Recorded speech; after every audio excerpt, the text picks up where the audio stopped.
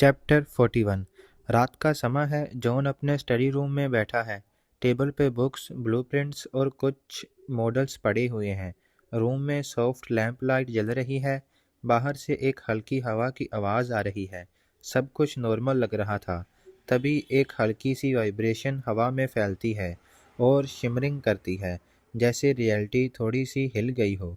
और फिर धीरे धीरे लेडी फॉर्चूना अपीयर होती है, एक डिवाइन लाइट के साथ। उसकी ग्रीन आंखें पहले जैसी शरारती नहीं हैं, बल्कि सीरियस और कंसर्न से भरी हुई है। फॉर्चूना की प्रेजेंस से पूरा रूम एक वार्म ग्लो में आ जाता है, जैसे टाइम रुक गया हो। जॉन क्वाइटली उठता है। उसकी आंखों में सरप्राइज और रिस्पेक्ट दोनों है। फॉर्चूना का एक्सप्रेशन काम है, लेकिन उसकी आइज में एक हैवी थॉट छुपा हुआ है। उसे देखकर लगता है कि कुछ बहुत बड़ा होने वाला है। फॉर्चूना हवा में फ्लोट कर रही है। उसके हाथ के आसपास हल्की गोल्डन लाइट मूव कर रही है। वो जॉन के डेस्क के ऊपर रुकती है और अपने हाथ से एक विजन प्रोजेक्ट करती है। रूम के बीच में एक होलोग्राफिक इमेज अपीयर होती है, डार्क वोटेक्स सिंबल्स और एक स्ट्रेंज एनर्जी जो स्लोली स्प्रेड हो रही है। ये हैट्रिगोरस का विजन है। फॉर्चूना का टोन सीरियस है। फॉर्चूना जॉन से कहती है, आर्मिस थोरने अब मूव कर रहा है। उसका गोल सिंपल है। वो 7th वेसल्स बनाना चाहता है। उसके अंदर हैट्रिगोरस का कोर एक्सपेक्ट्स आ चुके हैं, commerce, influence, invention, creation, energy, strategy. और वो अब चाहता है लास्ट एक्सपेक्ट डिसअपीयर। जॉन का फेस टाइट हो जाता है। उसके दिमाग में मानो थॉट्स के तूफान चल रहे हों। उसे समझ आ रहा है कि अगर आर्मिस थोरने सक्सेस हो गया तो वो सिर्फ एक इंसान नहीं रहेगा, वो एक कॉस्मिक लेवल थ्रेट बन जाएगा। फॉर्चूना का वॉइस अब और भी डीप हो गया है। उसके टोन में अर्जेंसी है और उसके वर्ड्स से फील हो रहा है कि दुनिया अब एज पे खड़ी है। जॉन बैठता है। लाइट उसके फेस पे पड़ती है। उसकी आंखों में एक मिक्स इमोशन है, फियर और रिजॉल्व दोनों का। जॉन फॉर्चूना से ये सवाल पूछता है, तो अगर थोरने सक्सेस हो गया तो वो हैट्रिगोरस का 7th हेड बन जाएगा? फॉर्चूना कहती है, नहीं जॉन, उसका प्लान उसके खुद के डिस्ट्रक्शन का रीजन बनेगा। हैट्रिगोरस एक हंगर है, प्योर कंजप्शन। अगर थोरने वेसल बनने की कोशिश करेगा तो हैट्रिगोरस पहले उसे कंज्यूम करेगा और फिर पूरे डायमेंशन को। तुम समझते नहीं हो जॉन, तुम उसके ओपोजिट हो। तुम्हारा गोल्डन टच सिर्फ गोल्ड नहीं, वो बैलेंस और प्रोस्पेरिटी और हैप्पीनेस का एसेंस है। तुम ही 7th एक्सपेक्ट हो, वो फोर्स जो डिसअपीयर को काउंटर करता है। रूम में साइलेंस छा जाता है। सिर्फ लैंप लाइट और फॉर्चूना का सॉफ्ट ग्लो दिख रहा है। जॉन का फेस पेल है, लेकिन उसके आईज में डिटर्मिनेशन जल रहा है। अब उसे अपनी रियल होने का एहसास हो रहा है।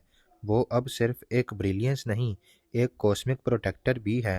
और इसी सीन के साथ चैप्टर 41 एंड होता है। चैप्टर 42।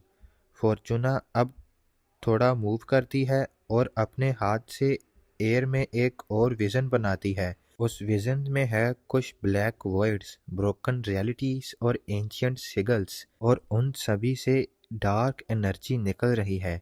फॉर्चूना बताती है, ये है हैट्रिगोरस का रियल फॉर्म, एक वॉयड, एक ऐसी डार्कनेस जिसमें सिर्फ हंगर है। फिर फॉर्चूना कामली एक्सप्लेन करती है कि जब कोई वर्ल्ड, सिस्टम या इंसान में इम्बैलेंस बढ़ता है, नेगेटिविटी, ग्रीड, डिसअपीयर जैसा, तो हैट्रिगोरस उन सब का एसेंस ऑब्जर्व करता है। उसके पावर्स बढ़ते हैं। ये क्रिएचर कभी क्रिएट नहीं करता, सिर्फ कंज्यूम करता है। हर एक हेड उसका एक्सटेंशन है, एक ऑर्गन जो उसके हंगर को फीड करता है। फिर फॉर्चूना अपने हाथ उठाती है और एयर में 6 ग्लोइंग ऑर्ब्स अपीयर होते हैं। हर एक ऑर्ब एक हेड को रिप्रेजेंट कर रहा है। हर ऑर्ब के अंदर एक डिफरेंट टाइप ऑफ केओस दिख रहा है, greed, control, rage, dissipation, isolation, disappear. Fortuna softly बोलती है, ये 6 हेड्स अलग अलग होस्ट में शिप गए थे। जब कोई हेड अपने होस्ट को पूरी तरह कंज्यूम करता है तो वो हैड्रिगोरस को और स्ट्रॉन्ग बनाता है। अगर ये सब 6 हेड्स एक्टिवेट हो जाएं और तुम 7th एक्सपेक्ट जहाँ किसी वजह से करप्ट हो जाओ, जहाँ डिस्ट्रॉय हो जाओ, तो हैड्रिगोरस पूरे डिमेंशन क्रॉस करके सब कुछ खा जाएगा। जॉन की आंखें वाइड हो गई हैं, उसका फेस पेल हो गया है, उसके अंदर एक कोल्ड सा फियर है, लेकिन उसके अंदर एक स्पार्क भी है, एक डिसीजन का। उसे समझ आ गया है कि ये फाइट सिर्फ बिजनेस का या टेक्नोलॉजी का नहीं है, ये एग्जिस्टेंस की वार है। इसी सीन के साथ चैप्टर 42 एंड होता है। चैप्टर 43 लेट नाइट है। जॉन अपने स्टडी रूम में बैठा है। डेस्क पे पेपर्स, होलोग्राफिक स्क्रीन्स और वर्ल्ड मैप्स सब कुछ स्कैटर्ड हैं। कॉफ़ी कोल्ड हो चुकी है, उसकी आंखों के नीचे डार्क सर्कल्स हैं। फॉर्चूना के वर्ड्स अब भी उसके दिमाग में घूम रहे हैं। हर दिन नए रिपोर्ट्स आते हैं, अटैक्स, मैनिपुलेशन, ग्लोबल केओस। उसकी अपनी वाइफ के साथ लाइट हार्टेड कन्वर्सेशंस अब कम हो गई हैं। उसका ज़्यादातर टाइम अब साइलेंट स्ट्रेटजी सेशंस और डीप कैलकुलेशन में जाता है। अब वो सिर्फ एक बिजनेसमैन नहीं, एक एक्सेस बन गया है जो रियलिटी को स्टेबल रखता है। लेकिन ये बर्डन उसके शोल्डर्स पे हैवी लगता है। फिर अगले सीन में डोर क्वाइटली खुलता है। जीव्स अंदर आता है, अपने हैंड्स में एक कप ऑफ हर्बल टी लेकर।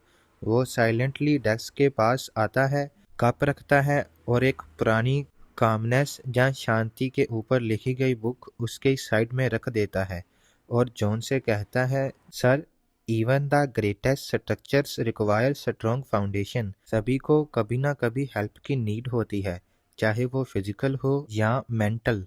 जॉन थका हुआ कहता है, मैं तो बस शुरुआत से ही नॉर्मल लाइफ चाहता था, शांत और पॉपुलैरिटी से दूर। लेकिन लगता है डेस्टिनी के पास कोई और प्लान था। अब चॉइस सिंपल है, जहाँ दुनिया को बचाऊंगा, जहाँ उसे गिरते हुए देखूंगा। मैं बस अब यह सब कुछ ही कर सकता हूँ। जीव्स क्वाइटली नोट करता है। रूम में एकदम साइलेंस है, सिर्फ क्लॉक की टिक टिक। जॉन अपना सर दोनों हाथों से पकड़ता है, आंखें बंद करता है और अपने पास्ट की लाइफ को फील करता है। और वह फील करता है कि वह किस एज पे खड़ा है। वर्ल्ड लेवल का खतरा किस तरह उसके सर पर मंडरा रहा है। उसे हैट्रिगोरस के विजन्स दिखते हैं, आर्म्स तोड़ने दिखाई देता है, फिर अपनी 6 वाइफ्स और फिर फॉर्चूना। वह समझता है कि उसके कंधों पर कितना बड़ा बोझ है। वह ना सिर्फ अपनी वाइफ्स को बल्कि दुनिया को और पूरे डिमेंशन को बचाने की कोशिश कर रहा है। और इसी सीन के साथ हमारा चैप्टर एंड होता है।